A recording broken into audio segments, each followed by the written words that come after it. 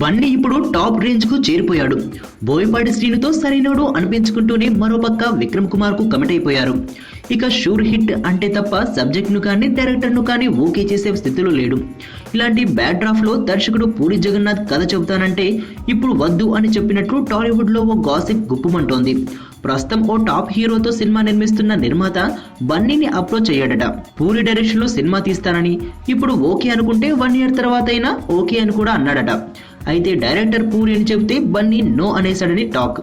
అప్పటికి మంచి లైన్ ఓసారి వినండి, విన్నాక ఎస్ఆర్ నో చెప్పండి అన్నా కూడా సారీ అనేసాడట. ఈ ప్రాజెక్ట్ సెట్ చేస్తే పాపం తను తీస్తున్న సినిమాకు దన్నుగా ఉంటుంది, ఈ ప్రాజెక్ట్ సెట్ చేస్తే అనుకున్న నిర్మాత ఆశ అడియాశలయ్యాయట.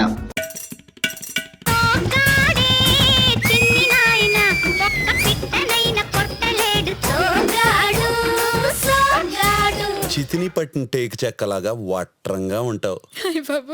చేసిందంతా చేసి సిగ్గొకటి వాడిదచ్చు నీ జాతకమే.